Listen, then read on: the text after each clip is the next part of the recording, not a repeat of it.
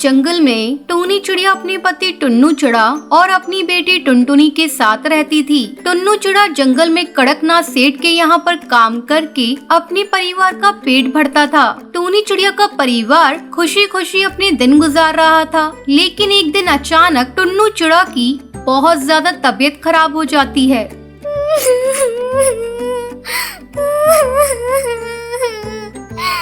क्या हुआ जी? आपको अचानक आपकी इतनी तबीयत कैसे खराब हो गई? हर डॉक्टर ने जवाब दे दिया, मैं क्या करूं? कहाँ जाऊं जी? आप ही तो हमारा एक सहारा है। टूनी, मेरे बाद में मेरी बच्ची का ख्याल रखना। उसे कभी भी किसी चीज के लिए मना मत करना। उसकी हर ख्वाहिश को पूरा करना। मेरे पास ज्यादा वक्त नहीं है। इतना कहकर टुन्नू चिड़ा मर जाता है। टुनटुनी और टूनी बहुत रोती है।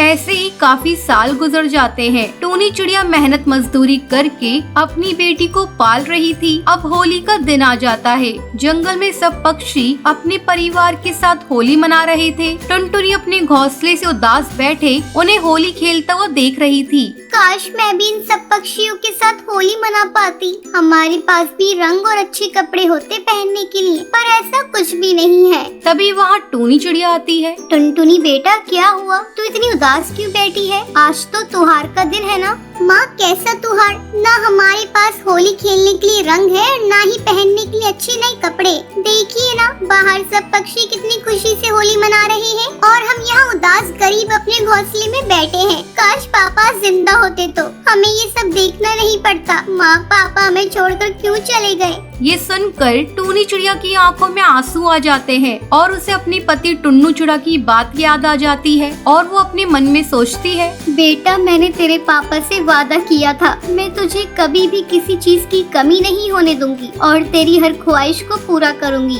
फिर वो टुनटुनी चिड़िया से कहती है, ऐसा नहीं बोलते बेटा। चल ठीक है, तुझे होली खेलनी है ना, हम खेलेंगे। और बाजार में जो रंग मिलते हैं वो केमिकल से बने होते हैं, जिससे हमारी स्किन खराब होने का डर लगा रहता है। हम घर में ही नेचुरल कलर बनाएंगे और उसके साथ होली खेलेंगे। ये सुनकर टुनटुनी चिड़िया बहुत खुश हो जाती है और अपनी माँ से कहती है, ठीक है माँ, जल्दी चलो, हम दोनों मिलकर रंग बनाएंगे। अब टूनी और टुनटुनी दोनों मिलकर घर में ऑर्गेनिक कलर बनाती हैं और उन रंगों के साथ जंगल के पक्षियों के साथ होली खेलती हैं। तभी कालू कौआ टूनी चिड़िया से कहता है, हैप्पी होली टूनी बहन। आपके रंग तो बहुत अच्छे नजर आ रहे हैं। कहाँ से लिए हैं ये? हैप्पी होली कालू भैया, ये ऑर्गेनिक कलर है, मैंने घर में बनाए हैं और इन रंगों से खेलने से स्किन खराब होने का डर भी नहीं रहता है। जितनी मर्जी आए जी भर की होली खेलो। अब सब पक्षी टूनी चिड़िया के बनाए गए ऑर्गेनिक कलर से एक साथ खुशी खुशी होली मनाते हैं। सुंदरवन जंगल में कालू कौए नाम का एक ढाबा था। वो बहुत ही ज्यादा मशहूर ढाबा था। जो भी पक्षी वहाँ से गुजरता था वो उसके ढाबे का खाना खाए बगैर नहीं जाता था। अब कालू कौए को इस बात का बहुत घमंड आ जाता है। एक रात की बात है, टूनी नाम की गरीब भिखारन चिड़िया उसके ढाबे पर आती है। कालू भैया, ऊपर वाले के नाम पर कुछ दे दो रे भैया, ऊपर वाला तुम्हें खुश रखेगा। मैं भूखी हूँ भैया, तुम्हारा होटल तो कितना बड़ा है। चल भाग यहाँ से, आई बड़ी बेकार। जब देखो मुंह उठाकर आ जाते हैं। ये ढाबा है, कोई धर्मशाला नहीं।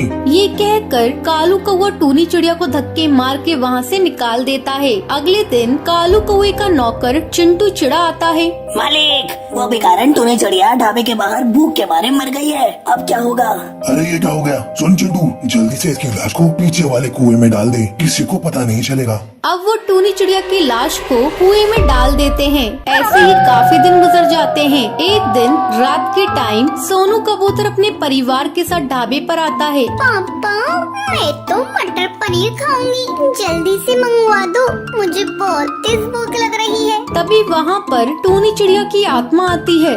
बोले, आपको क्या चाहिए? क्या खाएंगे आप? दाल चावल, matar paneer, shahi paneer, chicken korma, chicken fry, क्या लेकर आऊँ आपके लिए साहब? हमारे लिए 3 प्लेट मटर पनीर की ले आओ। बहुत तेज भूख लग रही है, जल्दी से लेकर आना। अरे लेकिन एक बात पूछूं, तुम इतनी डरावनी सी कैसे हो? तुम्हें देखकर कोई डर जाए। गरीबों के हालात ऐसे ही होते हैं, हर कोई हमारा मजाक उड़ाता है। ये कहकर वो वहाँ से चली जाती है। तभी कालू कौआ वहाँ पर आता है। नमस्ते साहब, माफ कीजिए थोड़ा लेट हो गया। नौकर भी नहीं है काम के लिए। बताइए आपको क्या चाहिए, मैं अभी गरम गरम लेकर आता हूँ। भाई साहब, आप कैसा मजाक करते हैं? अभी अभी आपके ढाबे पर काम करने वाली चिड़िया हमारा ऑर्डर लेकर गई है। बहन जी, लगता है आपको कोई गलतफहमी हुई है। मेरे यहाँ कोई चिड़िया काम नहीं करती। ये सुनकर वो तीनों वहाँ से भाग जाते हैं। अब रोजाना कालू कौए के ढाबे पर अजीब अजीब घटनाएं होने लगती हैं, जिससे सब पक्षी डर जाते हैं और उसके ढाबे पर आना छोड़ देते हैं। एक दिन चिंटू चिड़ा कालू कौए से कहता है, साहब मुझे लगता है ये वही बेकारन चिड़िया कर रही है जिसे आपने खाना खाने के लिए नहीं दिया था और उसकी मौत हो गई। हाँ चिंटू, मुझे भी लगता है। तू ही बता मैं क्या करूँ। साहब मैं एक जादूगरनी को जानता हूँ, वो सब पक्षी की आत्मा को काबू करना जानती है। अगले दिन कालू कौआ और चिंटू चिड़ा जादूगरनी की गुफा में जाते हैं और उसे सारी बात बताते हैं। कालू कौए, ये तुमने क्या किया? इतने घमंड में आकर तुमने एक मासूम चिड़िया की जान ले ली। अब जादूगरनी अपने जादू मंत्र से टूनी चिड़िया की आत्मा को वहाँ पर बुलाती है। किसी ने भी मुझे नुकसान पहुंचाने की कोशिश की, मैं उसे मार दूंगी। कालू कौआ, मुझे जरा सी भी शर्म नहीं आई। उस रात अगर तू मुझे खाना दे देता तो मैं आज जिंदा होती, अपने बच्चों के पास होती। मैं तेरे ढाबे को भूतिया ढाबा बना दूंगी, ये मेरा वादा है। तूने मेरे साथ बहुत गलत किया, बहुत गलत किया। मुझे माफ कर दो टूनी चिड़िया, मैं आगे से कभी भी किसी के साथ ऐसा नहीं करूँगा। और हाँ, और हर भूखे पक्षी को खाना खिलाऊंगा। ये सुनकर टूनी चिड़िया कालू कौए को माफ कर देती है और वहाँ से चली जाती है।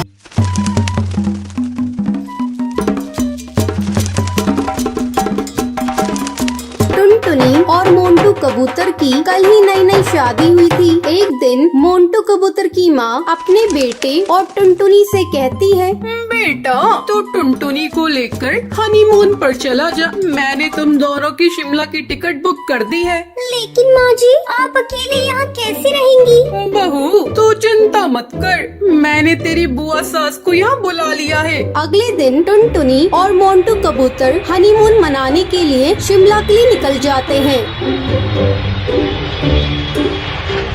अरे साफजी, आगे हवाई मोटर लेकर मत जाइए। भारी बर्फबारिश की वजह से आगे लैंडस्लाइड हुआ है, सारे रास्ते बंद हैं। मोंटू चलो वापस चलते हैं और कहीं होटल में रुक जाते हैं। टुनटुनी और मोंटू वापस जाने लगते हैं। तभी एक तेज हवा का झोंका आता है और मोंटू का हवाई मोटर एक पेड़ से टकरा जाता है। इस हादसे में मोंटू की मौत हो जाती है और टुनटुनी घायल हो जाती है। जब टुनटुनी को होश आता है तब वो देखती है वो एक हॉस्पिटल में है। डॉक्टर साहब, मेरी बहू बोल क्यों नहीं रही है? माँ जी, इन्हें सदमा लगा है, जल्दी ही बोलने लगेंगी। कुछ दिनों के बाद मोंटू की माँ टुनटुनी को घर लेकर आती है। घर आकर टुनटुनी की बुआ सास, भाभी आपको अभी भी समझ नहीं आया? आपकी बहू अपशगुनी है, आते ही इसने अपने पति को खा लिया। जी जी, ऐसा मत कहो, मेरी बहू अपशगुनी नहीं है। मैंने अपना बेटा खोया है तो इसने भी तो अपना पति खोया है। इसमें इस बेचारी का क्या दोष? पति के गम में न ठीक से खा रही है न ठीक से बोल पा रही है। इसी तरह रोज बुआ सास टुनटुनी को कोसती रहती थी। मोंटू की माँ से टुनटुनी का उदास चेहरा देखा नहीं जा रहा था। ऐसे में एक दिन वो टुनटुनी से कहती है, टुनटुनी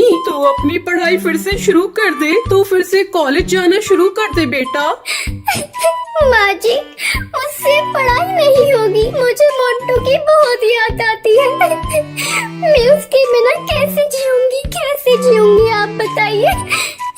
मेरी बच्ची, होनी को कौन टाल सकता है? मैं तुम्हारे साथ हूँ, मैं कल ही तुम्हारा एडमिशन कॉलेज में करा दूंगी। भाभी तुम पागल हो गई हो क्या? विधवा बहू को कॉलेज भेज रही हो? अब तो इसे भगवान का भजन कीर्तन करना चाहिए, ना कि पढ़ाई। देखो जीजी, पहले टुनटुनी टुनटुनी मेरी बहू थी पर अब मेरी बेटी है। मैं अब उसके हर सुख दुख का ख्याल रखूंगी। अगर वो कॉलेज जाने लगेगी तो मोंटू के गम को भी भुला पाएगी और अपने पैरों पर भी एक दिन खड़ी हो जाएगी। अगले दिन से टुनटुनी कॉलेज जाना शुरू करती है। कुछ दिन ऐसे ही गुजर जाते हैं। एक दिन कुछ गुंडे टुनटुनी को छेड़ रहे थे, तभी कॉलेज का एक स्टूडेंट उन गुंडों से भिड़ जाता है। तुम्हें किसने इजाजत दी कॉलेज की चिड़ियों को छेड़ने की? शिक्षा के मंदिर में तुम सब गुंडागर्दी करने आते हो? चलो भागो यहाँ से, वरना मैं पुलिस को बुला लूंगा। पुलिस का नाम सुनते ही वो कौवे वहाँ से 9-2-11 हो जाते हैं। आपका बहुत बहुत शुक्रिया, आपने उन गुंडों से मुझे बचाया। इसमें शुक्रिया की क्या बात है, ये तो मेरा फर्ज था। आपकी जगह कोई और लड़की भी होती तो मैं यही करता। धीरे धीरे उन दोनों की नजदीकियाँ बढ़ने लगती हैं। टुनटुनी, तू हीरो से प्यार करती है तो उससे शादी क्यों नहीं कर लेती? क्या बताऊं बुलबुल, मैं विधवा हूँ। पता नहीं इसके घर वाले मुझे स्वीकार करेंगे या नहीं। ये बात जब टुनटुनी की सास को पता चलती है तो वो हीरो को बुलाती है। बेटा, मेरी जिंदगी का कोई ठिकाना नहीं। तुम बुरा न मानो तो मेरी बहू से शादी कर लो। माँ जी, इसमें बुरा मानने वाली बात कैसी? मैं टुनटुनी से शादी करने को तैयार हूँ और मैं अपने परिवार वालों को भी मना लूंगा। और कुछ ही दिनों बाद टुनटुनी और हीरो की धूमधाम से शादी हो जाती है। तो ये थी आज की कहानी। क्या आपको पता है टोनी चिड़िया किन रंगों के साथ होली खेलती है? अगर आपको पता है तो आप हमें कमेंट करके जरूर बताएं।